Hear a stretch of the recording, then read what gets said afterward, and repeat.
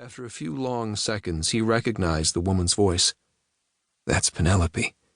Penny. My wife."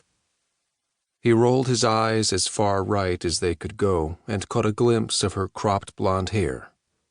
His wife and the gray-bearded man and the doctor hovered close. 3 more people were at the back of the room. One of them, a large African-American man sitting in a corner chair, asked, "What do you remember, Roy?" "And that's Atticus." The dark-skinned man in the rumpled suit was Atticus Cargill, their family lawyer. His bald head reflected the overhead lighting. A wide nose, flattened off-center from some offense given or received, slouched over his thick white bristle of a mustache. The lawyer sagged forward in his chair and wheezed as he stood. But then he was huge, 6.5 feet and at least 300 pounds, mostly fat, but enough of it muscle. A Marine. Served in Vietnam. Something he never let Roy forget. "Do you remember what happened?"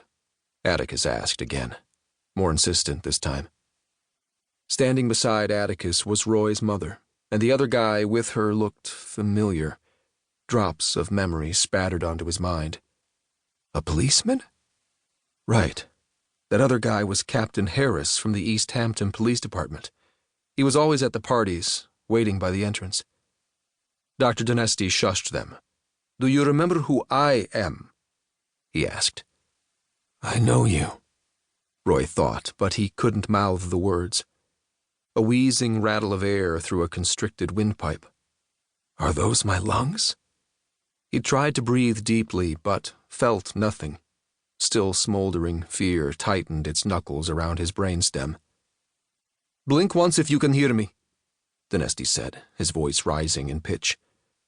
Roy blinked once, twice, 3 times in rapid succession. An alarm sounded.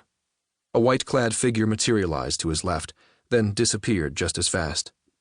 Languid ooze settled into his mind. The room went quiet again. He remembered what he was trying to remember. He muttered, "You're my mother's doctor." "That's right." Dinesti's voice regained its calm. "And now I am your doctor." "And the shaggy beard man is Sam." "Samuel Phipps. My best friend." The cool ooze filled more of his brain, the familiar patina of drugs sliding over his mind's eye. "Am I paralyzed?" The question came without fear now. "If yes, then turn the machines off," his inner voice urged. "Kill me, make it painless. Or maybe painful, you deserve some pain." He frowned. "What did you say before? About a transplant?" "Relax, buddy," his friend Sam cooed. "But what did you say?" Roy's wife stepped away, raising her hand to her mouth. Her watch hooked the bedsheet, and she managed to pull it halfway off him, exposing his right arm, torso, and right leg and foot. He focused on his big toe, except that it wasn't his big toe. His eyeballs rolled left. The leg? That hand? Was he hallucinating? The room seemed to swirl, sucking the air from his lungs. Dr. Dinesti gently spread the sheet back over him. "We had to perform an aggressive surgical procedure to save you." "What did you do?" Roy strained, but he still couldn't move anything except his eyes. He darted them back and forth, up and down, side to side. The beeping machines quickened in tempo, their beat faltering into a staccato arrhythmia. "We call the procedure a body transplant." "What body?" "You were crushed in the accident." His wife leaned over him and kissed his cheek. A tear slipped down her face. "There was no other way." The doctor added matter-of-factly, "We replaced your body with a donor's. You are very lucky, one of the first—" "What do you mean, donor body?"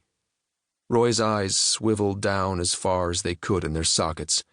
Black dots raced and coalesced in his vision, the machine's stuttering beeps merging into a single high-pitched whine. "Nurse!" Dinesti called out. "Nurse!" Roy's mind dropped backward into the maelstrom churning behind consciousness. 3. A flash, white hot.